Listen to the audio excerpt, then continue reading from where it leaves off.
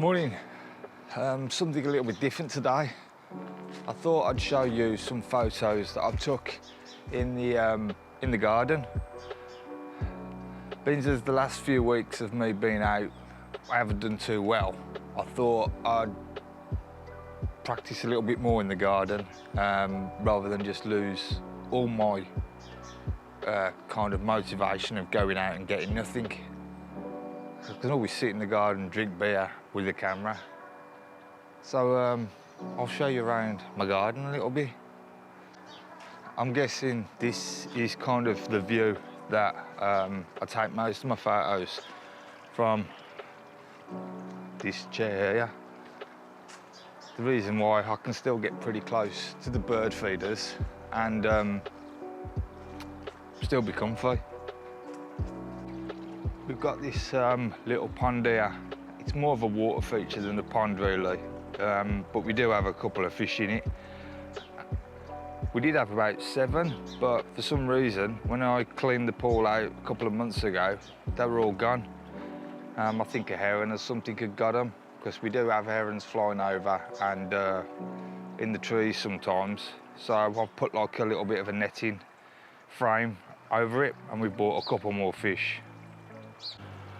Okay, the other thing I've got set up is a couple of bird feeders hanging from the tree and a little bird table.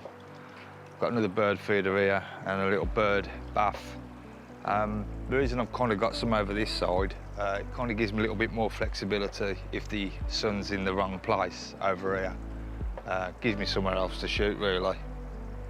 I've only just hung these feeders from the trees a couple of weeks ago just to try it out. Seems to be doing okay. They seem to prefer the ones hanging from the trees rather than the actual table and the ones hanging from the table. So I've got these bird feeders here. I have had a lot more hanging up, but they just make a mess of them, and I can stay on top of the 4 if there's just 4 on here. They always make a lot of mess on the bottom here where all the flowers are. Missy's always moaning that they're trampling down the flowers.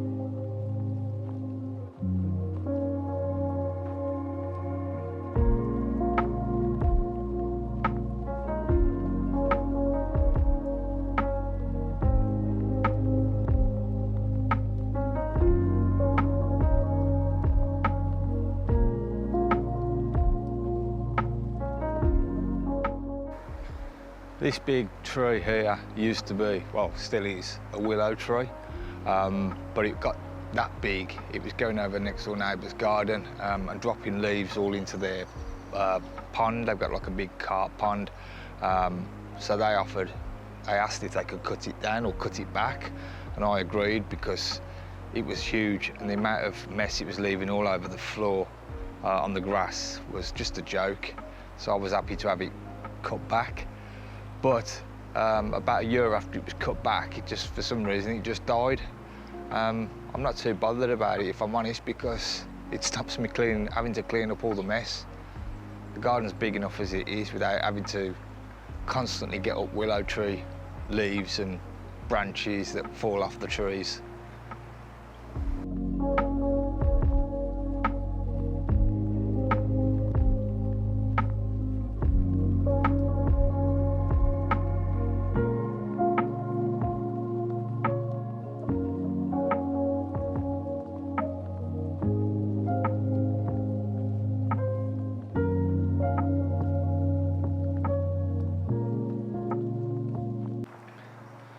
So as you can see, we're about halfway up the garden now where the camera is. You'll have to excuse the mess of all the fence panels. There's that many fence panels that are damaged that need to be replaced.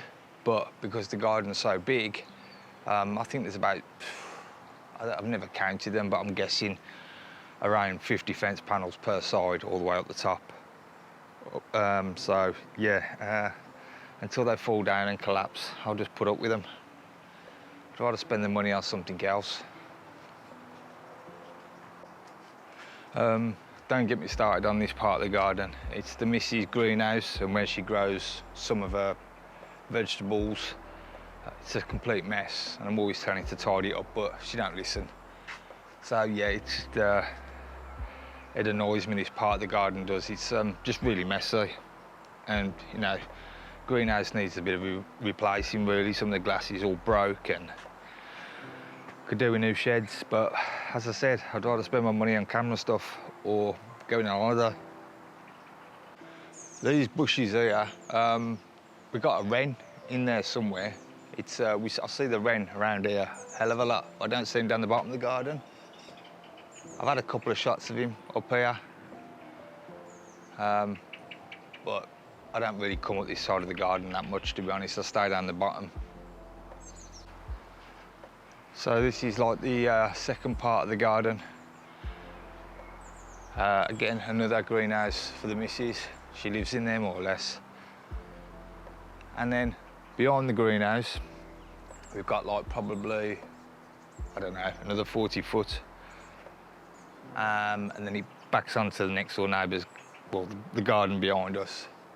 But we use that bit of land at the top just for dumping leaves and branches that fall off the trees.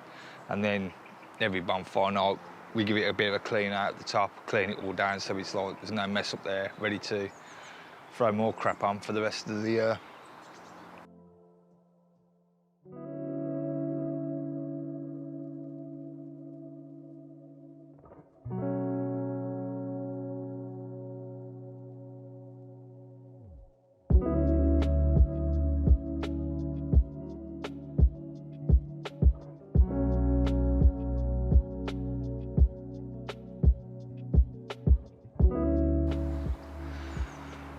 Just looking at the last part of the garden, this is like the top. We've got like 3 big trees. I think there's a conker tree, and I don't know what the other 2 are each side of that. But we get a lot of crows and starlings roosting in there, and we also get in these trees here a lot of finches, blue tits, robins, and things like that. I don't generally come up here and take many photos because I haven't really got a good scope of view of what's flying in and what's flying out here. But sometimes I just do come up and just take, you know, the odd shot of birds that are in the trees.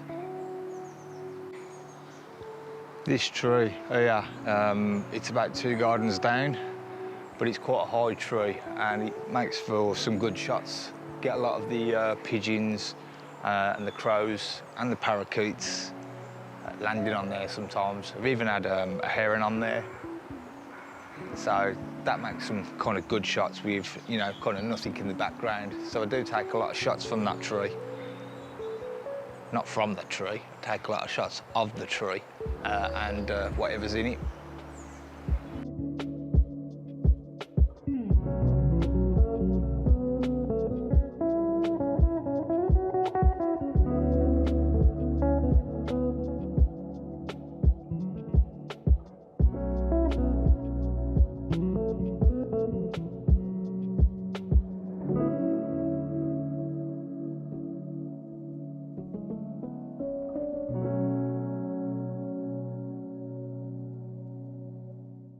For the first time this morning, I actually put my camera here on a tripod and was just watching what was going on in this old willow tree.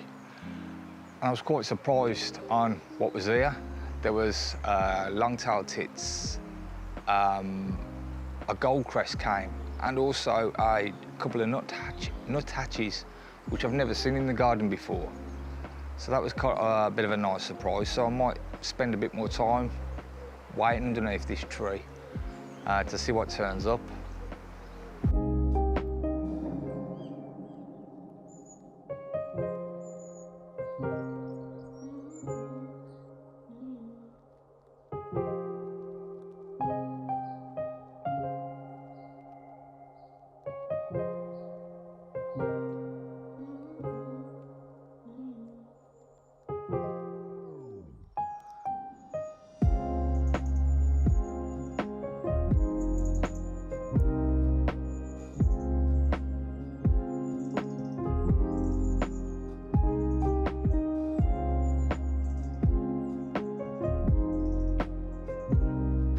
These trees are actually over my next door neighbour's garden, but we get a lot of parakeets landing here really close. They seem to like the, I think they're plum trees or cherry trees, sorry. We get a lot of the parakeets landing in there, and also the long-tailed tits kind of flit over between the two trees. So yeah, this is another one of my good shooting spots.